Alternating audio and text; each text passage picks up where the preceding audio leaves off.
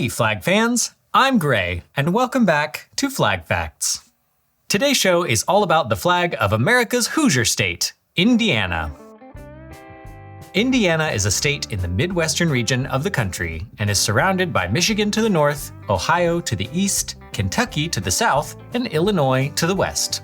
By size, Indiana is the 38th largest state, and with a population of around 6.8 million people, it comes in as the 17th most populated. While Indiana was admitted to the Union as the 19th state in December of 1816, it did not have an official state flag until the 1880s. In 1885, each state was asked to supply a state flag for the dedication of the newly completed Washington Monument in Washington, D.C. But, at the time, Indiana did not have a state flag, so lawmakers tasked the state librarian, Eliza Callis, with creating one. And here it is, the first official flag of Indiana. That's right, folks, it's just another seal on a bedsheet. While the flag was used for the dedication, it seems it was never widely used beyond that, and most people, including later Indiana lawmakers, were unaware of its existence. In fact, the Indiana General Assembly would go on to pass a bill in 1901 that said the state of Indiana has no flag, and instead of creating one, they simply adopted the flag of the United States as the official state flag of Indiana. However, for obvious reasons, that was not a very good solution. Fast forward to 1914, and the National Society of the Daughters of the American Revolution wrote a letter to the state regents asking them to bring a copy of their state flag to the annual DAR National Congress. This was a problem for Indiana, as they did not have a unique flag to bring. This predicament then inspired a woman named Mary Stuart Carey to pursue a new state flag. Carey was soon asked to chair a state flag committee, and the search began. Carey and her committee contacted the various DAR chapters in the state and asked them to bring flag designs to the state convention in October. More than a dozen entries were received, and this design, by Irwin and Leslie Arnold, was seen as the favorite. But just before the DAR delegates were set to vote, they received a telegram from the Secretary of State informing them that Indiana, in fact, already had a state flag. So the vote was delayed.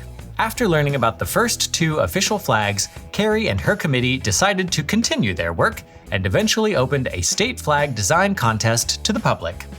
Carey even offered a $100 prize for the winning design. The contest also fit in neatly with the centennial celebration of Indiana's statehood. All in all, more than 200 designs were submitted, and this design, by a man named Paul Hadley, was selected as the winner. The design consists of a dark blue background. On top of that is a gold torch that represents liberty and enlightenment, with several rays coming off of the flame that represent their far-reaching influence. The torch is surrounded by 19 stars. The 13 stars of the outer circle represent the original 13 colonies. The 5 stars of the inner semicircle represent the next 5 states to be admitted before Indiana, and the large star above the torch represents Indiana and its status as the 19th state. Finally, above the large star, the General Assembly added the word Indiana. While the design was officially adopted in May of 1917, it did not serve as the official state flag. Instead, the General Assembly designated it as the official state banner and opted to continue to use the American flag as its official state flag.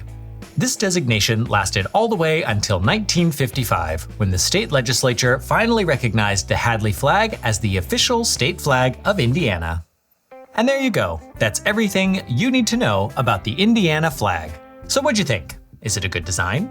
Do you prefer the original flag? Let us know in the comments below. And while you're down there, be sure to like and subscribe for more flag-related content just like this. If you're in the market for an Indiana flag, or any other flag, head on over to FlagandBanner.com for all your flag flying needs. And as always, thank you for watching. We'll catch you next time on Flag Facts.